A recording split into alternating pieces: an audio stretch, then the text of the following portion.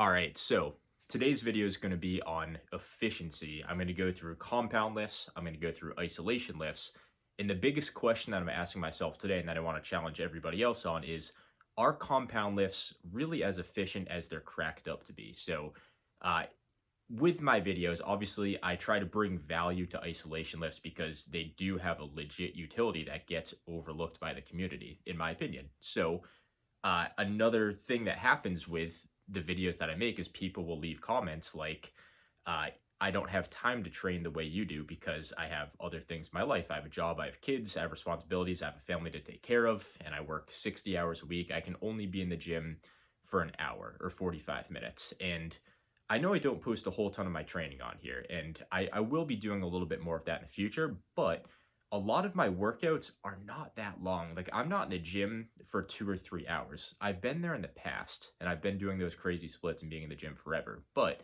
the reason why those long workouts happen is generally because of trying to do everything, but a lot of the time in those lifts are going to be long compound lifts. And this video is not going to be me trying to downplay compound lifts and their importance, but I do want to talk about an efficiency standpoint and what compound lifts really are, and isolation lifts, and how they're actually much more efficient than you think when used properly. So with that being said, if anybody's interested in coaching, hit me up. It's yt.basementbodybuilding@gmail.com. I'd be happy to set up a call with you for free just to go over your goals and explain to you my coaching systems. So this video, I know a lot of you guys want to learn about programming, and a lot of you guys want to learn a little bit more about just lifting in general. And this doesn't apply directly to programming, but it's a little bit of food for thought on how to program a little bit better and how to get more bang for your buck when you're actually in the gym, especially if time is a factor for you. So let me get into it for you guys. So I want to start this off by saying I'm not saying to avoid compound lifts.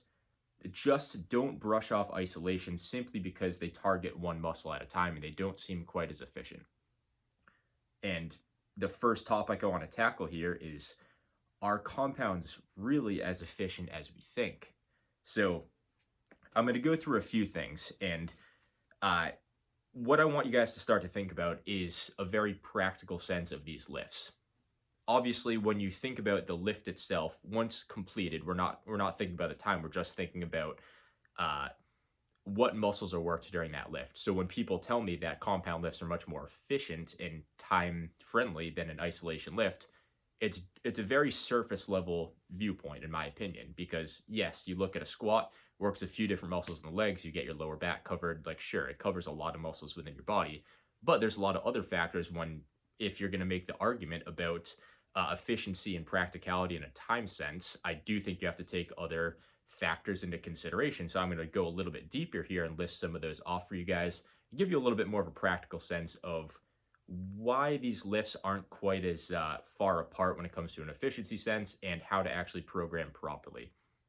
So with compound lifts, the first thing that you're going to have to do is, it takes more mental preparation. And are some people going to need to get hyped up to do them more than others? For sure. But you do have to take into account that it does take some type of mental preparation, because it takes a full body brace to do a lot of compound lifts, and it's a full body strain, and you have to load up a bunch of weight on a lot of these lifts, and you have to kind of mentally prepare for it, because if you just go into it with a regular old mindset, you're probably not getting the most you can out of it.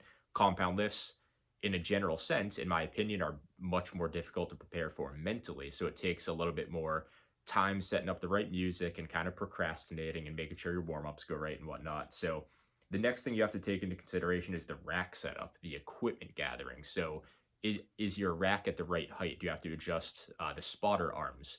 Do you have the right barbell that you're going to use? Do you have clips by you? Do you have the right plates that are near you in the gym? Have you gathered all that stuff up? Next one's going to be the barbell setup. So you have to load the weights on. You have to put the barbell at the right height. And I know this is kind of a similar point as the last one, but when you're doing your warm-ups, that's another point that I have here. You have to slowly load some weight on, and you have to put weight on, take weight off. If you're going from 185 to 225 on a squat, you have to put the 25 on each side, take it off, add another plate on, put the 25s back, do another warm-up set with that. This stuff starts to add up, and it especially applies to guys that are starting to get a little bit stronger. So at a certain point, yeah, when you first start out, compound lifts just don't take that long, but when once you get to a certain point, this stuff starts to add up a little bit.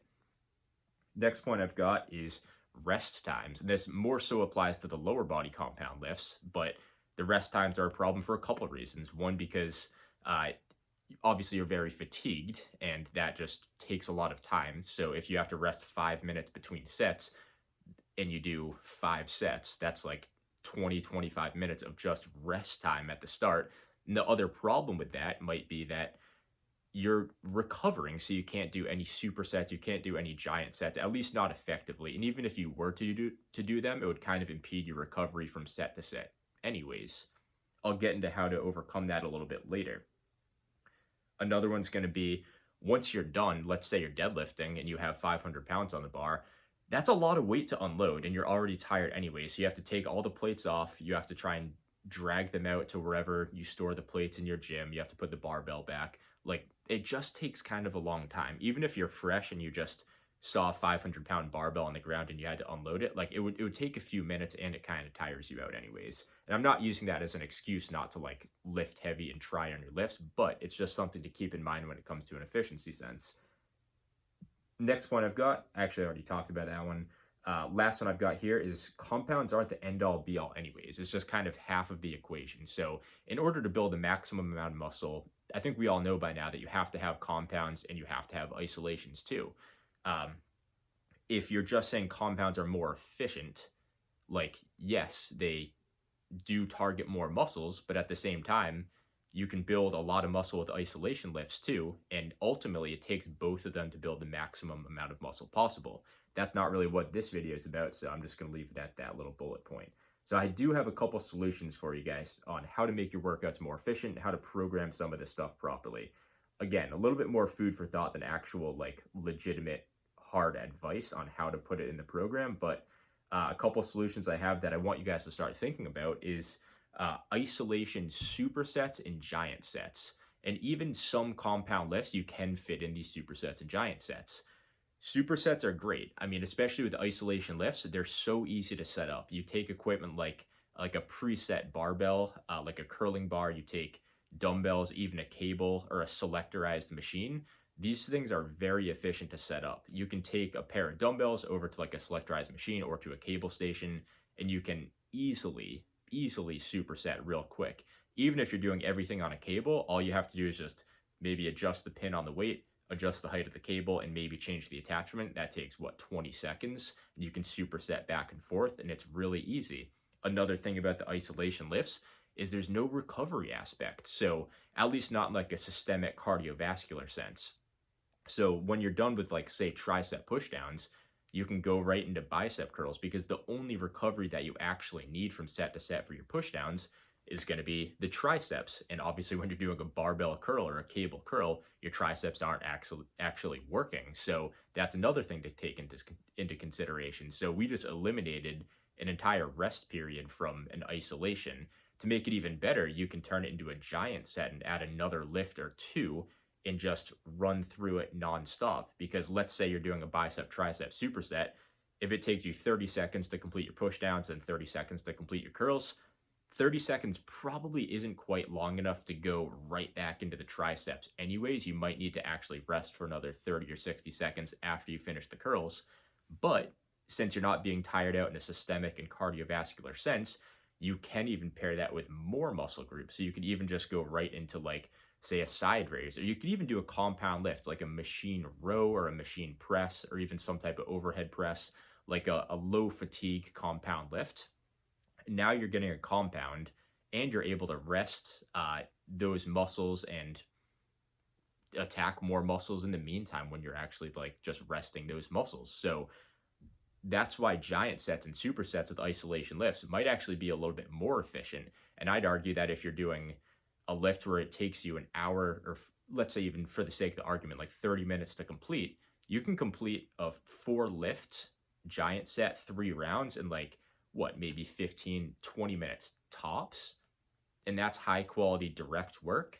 That's a very efficient way of training that nobody really talks about. Another one here is for compound lifts. There's some quicker methods out there, like a lot of machines, a lot of body weight movements for those of you especially that train at home. like it doesn't take that long. You don't really even have to warm up to do pull-ups. Maybe a couple warm-up sets on dips, but your body weight's already most of the weight you're going to be dipping anyways. So just adding on what you maybe need one warm-up set with some extra weight for the strong guys, but most of you can do a few body weight dips, then hop into a weighted dip. Like this stuff, these are compound lifts, so you're getting the efficiency of working a bunch of muscles, targeting some of the bigger muscles that are better targeted through compound lifts anyways, and there's very little warm-up time. So think about your compound lifts a little bit. The barbell's not always the most efficient, and I'd actually argue it's the least efficient because it's the most difficult and strenuous on your entire body, your entire system during the actual set. Another one's going to be dumbbell compounds. For those of us that train in a commercial gym, obviously, for me to do a dumbbell exercise, it's actually like the least efficient thing ever because I basically have to load up 2 barbells, which is kind of a pain in the ass. But for those of you that train with like an actual dumbbell rack, that's pretty much as efficient as it gets. Even for warm-up sets, you don't have to unrack and take the weights off and strip them on and off on a barbell. You just pick up whatever dumbbells you want, put them back, and then walk 3 feet the other way to get the slightly heavier ones. So dumbbell compounds are also a very efficient way to train. So if you're time sensitive, highly consider some of the body weight and some of the dumbbell stuff. The last one here, this is a very, very underrated solution for efficiency when it comes to training for hypertrophy. And it's going to be, I know I had a video on this, I want to say a month or 2 ago at this point, but pre-exhaustion. If you haven't seen my video on why pre-exhaustion is underrated, please go check it out. It's an awesome method of training that nobody really talks about because basically the science and the anecdotes come out to say that whether you train a compound or isolation first in the workout, the results are going to be the same. So when it comes to an efficiency and hypertrophy perspective, it actually makes more sense a lot of the time to train your isolation lifts first. Obviously, if you're training for strength, that's a little bit different because that's going to kind of impede your recovery and your ability to actually perform. But there's so many benefits to it. And I'm not going to go over everything today because I already have a video on it. So definitely check that one out. But you're going to be using less weight because you're already fatigued. And you're also not having to do as many warm-up sets too, because you already warmed up those muscles from early in the workout with isolation lifts. So yeah, it might not be a bad idea to do one warm-up set depending on where your strength is at and how much you've done for that muscle before that lift in that session, but it's super efficient. So with that being said, homework today is to watch that video and gain some knowledge from it. So thanks for watching.